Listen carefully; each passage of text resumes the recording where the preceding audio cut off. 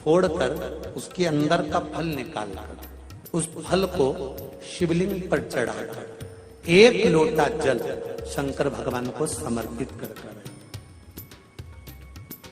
दिन होना चाहिए मंगलवार। कौन सा दिन होना चाहिए? जम के बोलो जरा, मंगलवार। समर्पित करो।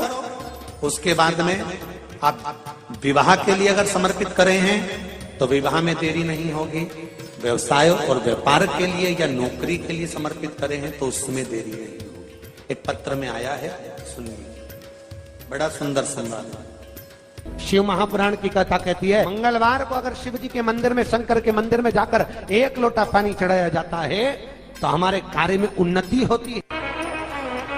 हाथ में जल का पात्र हो, शंकर के मंदिर में जब तुम जा रहे हो, शिव के पास जब पहुंचो, जल से हाथ, जो लोटा जब जल का तुम बाबा को समर्पित कर रहे हो, जल चढ़ा रहे हो, उस समय पर बाबा से जरूर कहो, बाबा बहुत दिन हो गए, बहुत दुखी हूं, ए मेरे शंकर, मेरे कुबेरेश्वर महादेव, मेरे महाकाल राजा, मेरे इस हाथ को अब तुम पकड़ लो बाबा, बहुत दुखी हूं, अब तुम थाम लो बाबा।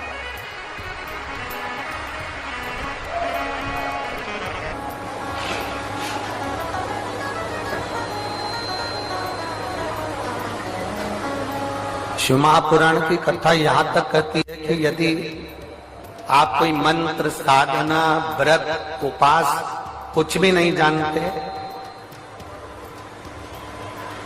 तो बेलपत्री के वृक्ष के नीचे 1 लोटा जल चढ़ाओ, प्रदोष की प्रदोष 1 घी का दीप लगाओ और बेलपत्र के वृक्ष के नीचे की मिट्टी का ही तिलक लगाओ।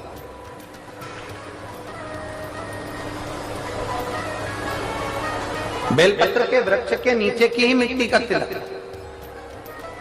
कथा हमको कहती है कि भगवान कभी भी सामग्री का भूखा नहीं रहा, भगवान भोलेनाथ भाव का भूखा रहा। भगवान शंकर को रिझाने के लिए सामग्री की जरूरत नहीं है। कोई चीज तुम पशुपति व्रत करने के लिए गई हो, थोड़ा सामान तुम्हारा घर पर छूट गया, मान लो तुम्हारा कंकु, रोली, मोली, चंदन, हल्दी कुछ घर पर छूट गया, बस एक चीज ना छूटे, जो 6 दिए हैं वो और प्रसाद के 3 हिस्से।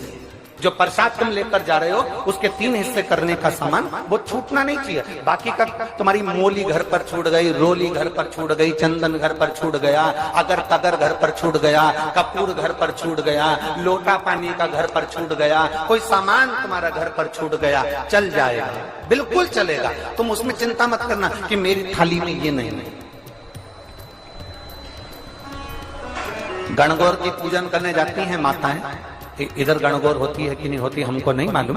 गणगौर की जब पूजन करने माता जाती हैं, तीज का पूजन करने जाती हैं, देवी का पूजन करने जाती हैं, चतुर्थी का पूजन करने जाती हैं, किसी देवी देवता का पूजन करने जाती हैं, पूजन की थाली में दूसरे की थाली में देखती हैं कि बहुत सारा सामान है, मेरी थाली में ये चीज नहीं है, तो उसको याद आती रहती है, मैंने तो भगवान को ये चढ़ाया ही नहीं, मैं तो भगवान को ये देख ही नहीं पाई, मैं तो भगवान को ये दे नहीं पाई, मेरे पास तो ये सामान है ही नहीं, उसकी चिंता में लग जाती है। शिव महापुराण की कथा कहती है, जो देवी देवता ने आपके हाथ से बुलवाना था वो सामान देवी देवता ने अपने हाथ से बुलवा लिया, अब चिंता करने की जरूरत नहीं।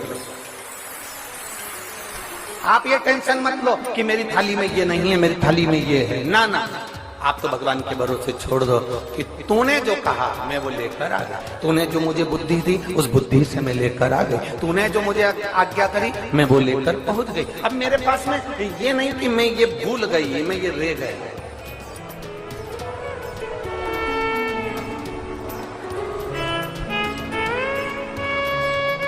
महाराज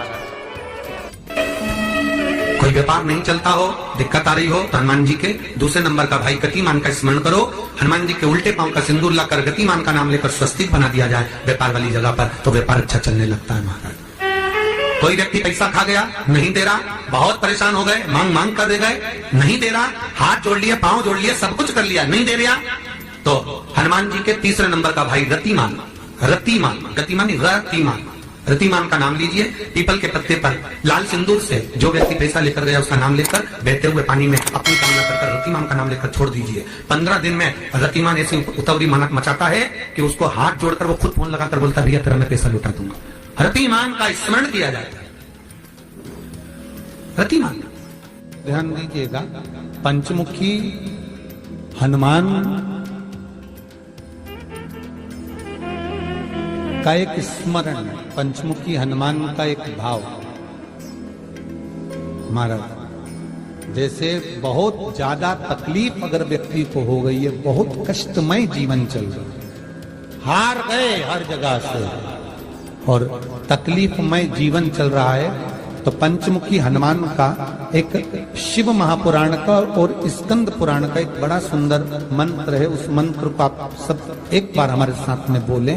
ओम नमो हनुमते रुद्र अवताराय सर्व शत्रु संहारणाय सर्व रोग हराय सर्व वशीकरणाय रामदूताय स्वाहा। बस इस मंत्र को हाथ में काली तिल लेकर, एक जौ लेकर और गूगल लेकर, थोड़ा सा इसमें गाय का घी डालकर, कंडे को या अग्नि को जलाकर इस मंत्र का 11 बार 21 बार जाप कर कर अपनी कामना कर कर छोड़ दीजिए। कैसा भी रोग हो, बीमारी हो, कष्ट हो, दुख हो, तकलीफ हो, 21 दिन के अंदर वो आनंद आना प्रारंभ कर देता है। इस मंत्र, स्कंद पुराण का, शिव महापुराण का यह मंत्र मूल पंचमुखी हनुमान सुख देंगे। और एक और चीज याद रखिए महाराज,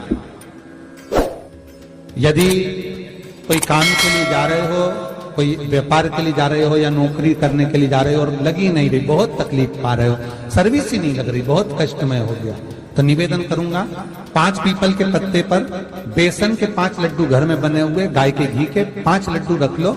उस लड्डू के बीचों बीच एक आटे का दिया और उसमें तिल्ली का तेल डालकर इसी मंत्र का प्रयोग कर कर पंचमुखी हनुमान का किसी भी हनुमान के मंदिर में जाकर, दक्षिण मुखी हनुमान के मंदिर में जाकर उसको रख कर आ जाइए। इसके बाद आप उस काम के लिए जाइए, आपका काम सफल हो जाएगा। आपको किसी को नहीं कहना पड़ेगा कि हाथ जोड़ना नहीं पड़ेगा, किसी के पांव नहीं पड़ना पड़ेंगे, तुरंत काम होगा। बस इस मंत्र का स्मरण कर कर पंचमुखी हनुमान का भूतेश्वर जो मंत्र है वो सुख देने वाला। पूरी दुनिया का कोहिनूर हीरा है संस्कार, हमारी सभ्यता, हमारी वृत्ति। माता पिता कितने अरमान से पढ़ाते लिखाते हैं। 20 वर्ष तक माता पिता पढ़ा लिखा कर बेटे को राम बनाने की चेष्टा करते हैं। कितने